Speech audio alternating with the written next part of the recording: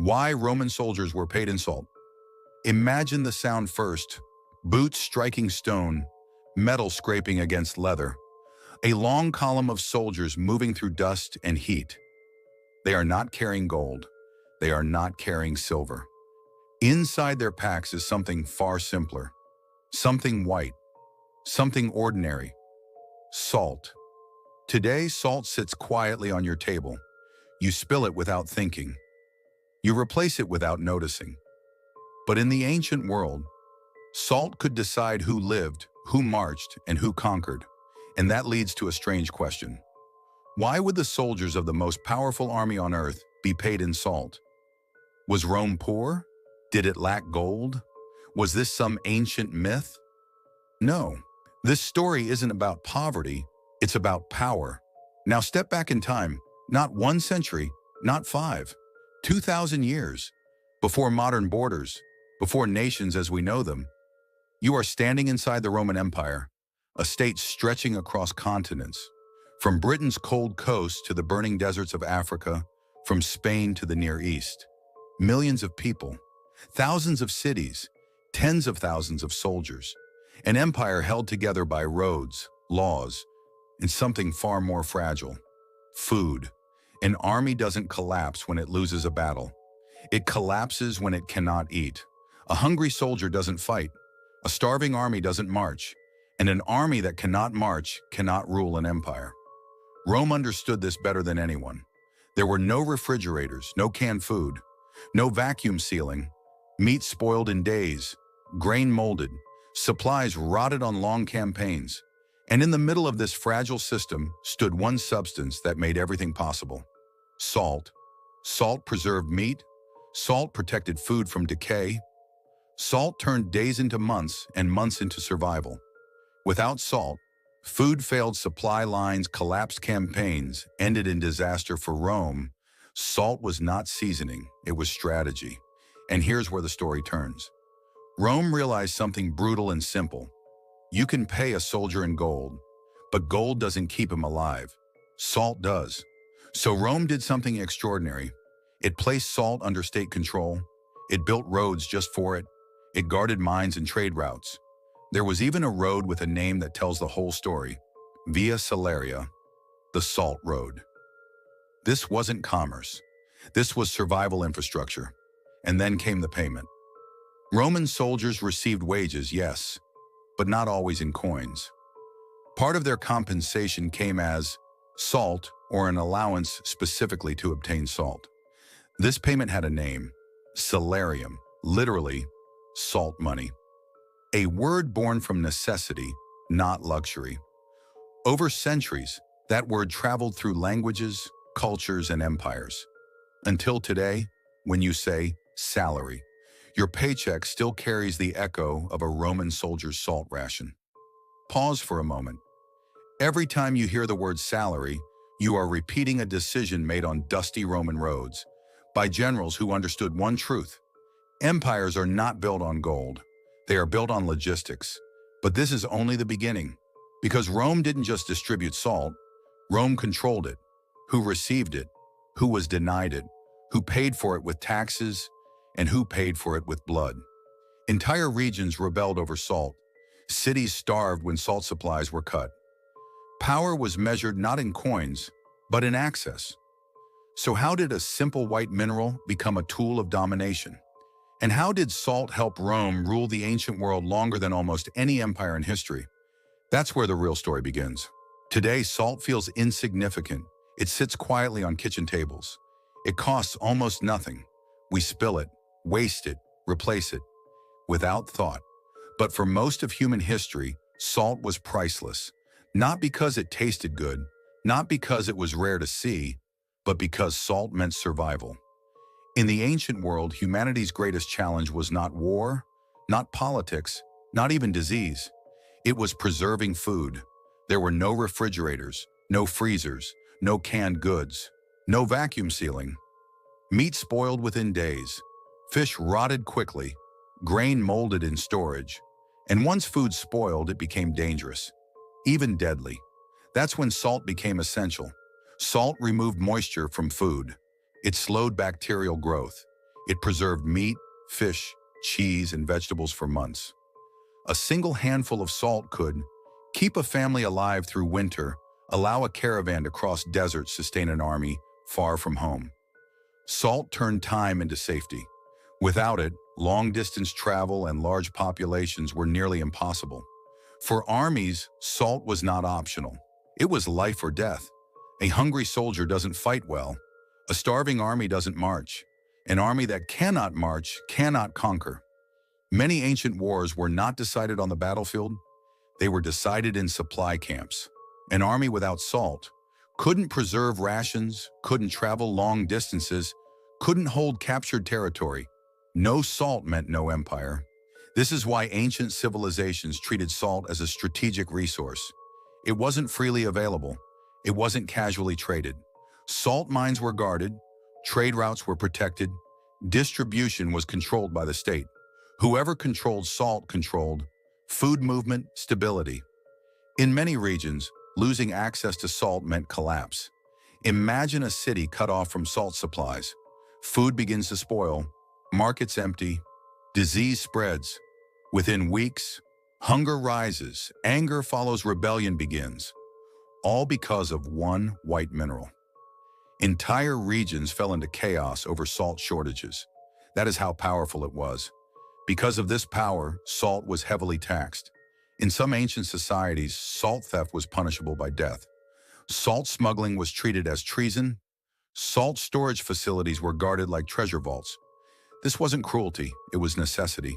Stealing salt was not stealing food, it was stealing stability. Salt also became a form of wealth. In many parts of the ancient world, workers were paid in salt, goods were exchanged for salt rent, and taxes were sometimes collected in salt. Salt was portable, divisible, always useful, it never spoiled. That made it one of the earliest true currencies. This is why historians often call salt white gold. What makes salt's story even more remarkable is how invisible it has become today. We no longer notice it because modern technology replaced its ancient role. But for thousands of years, salt was not just seasoning, it was preservation, power, control, survival. Ancient people understood something we've forgotten. Without salt, civilization itself collapses. And that understanding leads us directly to Rome, because no empire in history understood logistics, supply, and control better than the Romans. So when Rome chose to place salt at the center of its military system, it wasn't strange, it was brilliant. And that's why Roman soldiers were paid in salt. How Rome conquered the world without fighting every battle. When people imagine the Roman army, they think of swords, shields, and brutal discipline. But Rome did not build its empire with weapons alone. Rome conquered the world with logistics. A battle could be lost in a single afternoon, but an empire was won over years, through planning, supply, and organization. The Romans understood something most ancient civilizations did not. An army does not survive on courage. It survives on supply. The Roman army was massive. At its height, the Roman Empire maintained dozens of legions, hundreds of thousands of soldiers, spread across 3 continents. Each legion was a moving city, and every single day that city needed food, water, weapons, clothing, medical supplies, and above all, salt. A single Roman legion could include around 5,000 men. Now imagine feeding them every day, on the move, often in enemy territory. This required a level of organization unseen in the ancient world. Rome did not improvise logistics, it engineered them. Roman roads were not built for beauty, they were built for speed. Straight, layered, stone-paved roads connected cities, forts, supply depots. An army could march faster than any enemy because Rome controlled the ground beneath its feet. Supplies moved efficiently. Orders traveled quickly. Reinforcements arrived on time. Logistics turned distance into an advantage. The Roman army also relied heavily on standardization. Soldiers ate similar rations, carried similar equipment, used standardized tools and containers. This meant easier resupply, predictable consumption, fewer surprises. Commanders knew exactly how much food, salt, and grain a legion would need for a campaign. No guessing, no chaos. Food was the backbone of everything. Roman soldiers depended on grain, mainly wheat, dried legumes, salted meat, wine, or vinegar water. Without salt, this system collapsed. Salt preserved meat. Salt kept food edible on long campaigns. Salt prevented disease and spoilage. An army without salt was not delayed. It was doomed. Rome also established supply depots across the empire. These were not markets. They were military lifelines. Salt, grain, and equipment were stockpiled in advance, often years before major campaigns began. When war started, Rome was already ready. This preparation allowed Roman armies to fight longer, travel farther, stay in hostile lands without retreat. Logistics turned endurance into a weapon. Even discipline was tied to logistics. A Roman soldier who abandoned supplies or disrupted supply lines faced severe punishment. Why? Because losing food was more dangerous than losing a skirmish. Rome protected its supply lines as fiercely as its borders. This is why Rome rarely collapsed suddenly. Even when emperors were weak, even when politics turned chaotic, the army kept moving because the system behind it still functioned. Roads, depots, salt, food. Logistics was Rome's invisible armor. And this brings us to a critical realization. Rome didn't just pay soldiers to fight. Rome paid soldiers to survive. That is why salt became part of military compensation. That is why logistics mattered more than gold. And that is why Rome lasted centuries longer than most empires. Because while others fought battles, Rome mastered supply. And that mastery is exactly why Roman soldiers were paid in salt. The Roman soldier was not a volunteer. He was not a mercenary. He was a professional. And professionals expect to be paid. Unlike many ancient armies, the Roman army had a structured system of compensation. Soldiers did not fight only for glory. They fought for income, stability, and survival. But Roman pay did not always look the way we imagine it today. Roman soldiers did receive money. They were paid in silver coins, usually on a regular schedule. This payment was known as stipendium, a fixed military wage. But here's the critical detail. Money alone was not enough. Coins could be delayed. Supply lines could fail. Campaigns could last for years in distant lands. A soldier could have silver in his purse and still starve. Rome understood this risk. That is why part of a Roman soldier's compensation was not just money, but provision, food, equipment, clothing, and most importantly, salt. Salt was essential for preserving rations and surviving long campaigns. Without it, soldiers could not store meat or travel far from supply centers. So Rome ensured that soldiers had access to salt, either directly or through a special allowance. This allowance was called salarium originally. Salarium referred to money or goods given specifically to obtain salt. It was not a bonus. It was not a luxury. It was a necessity payment. Rome was effectively saying, you cannot serve the empire if you cannot preserve your food. Salt was so vital that it became embedded into the very idea of military pay. Over time, salarium became associated not only with salt, but with regular compensation itself. This system had several advantages. First, it protected soldiers from supply failures. Even if coins were late, access to salt meant food could still be preserved. Second, it kept soldiers loyal. A fed soldier stays disciplined. A starving soldier rebels. Third, it strengthened Roman logistics. By tying pay to essential resources, Rome reduced chaos and dependence on local markets. This was not generosity, it was strategy. For a Roman soldier, salt was more than seasoning. Salt could be traded for goods exchanged with civilians sent home to families stored for future campaigns. In many regions, salt functioned as currency, portable, divisible, always valuable. In some cases, salt was more reliable than silver. The importance of salarium also reveals something deeper about Rome. Rome did not separate economics from warfare. Pay, supply, discipline, and survival were all part of the same system. The Roman army was not just trained to fight, it was designed to endure.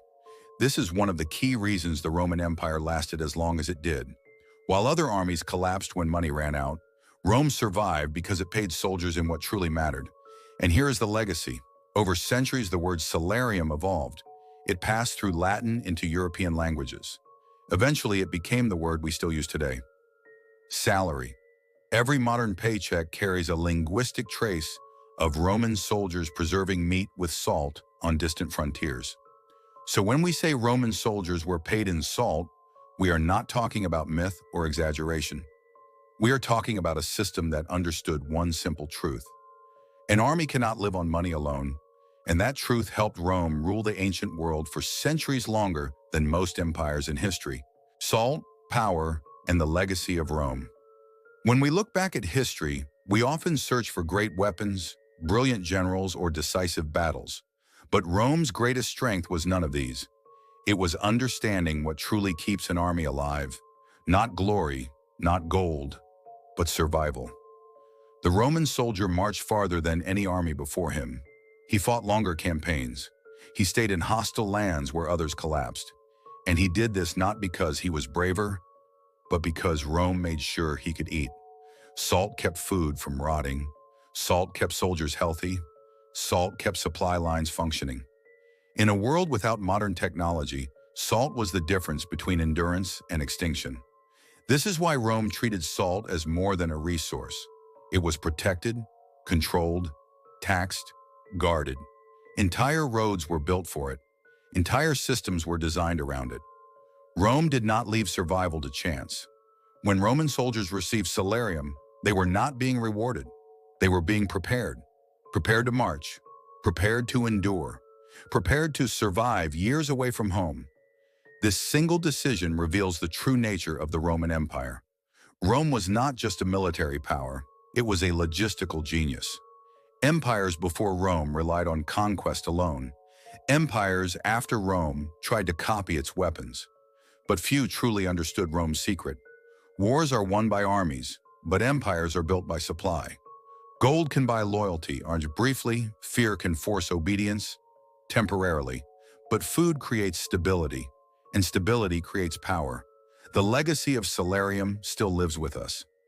Every time we say the word salary, we unknowingly echo Roman soldiers standing in dusty camps, preserving meat with salt, preparing for another march. A modern paycheck still carries the shadow of an ancient necessity. Today, salt no longer decides the fate of empires. Technology replaced it, systems evolved. But the lesson Rome left behind remains timeless. The strongest civilizations are not those with the deadliest weapons, but those that understand survival.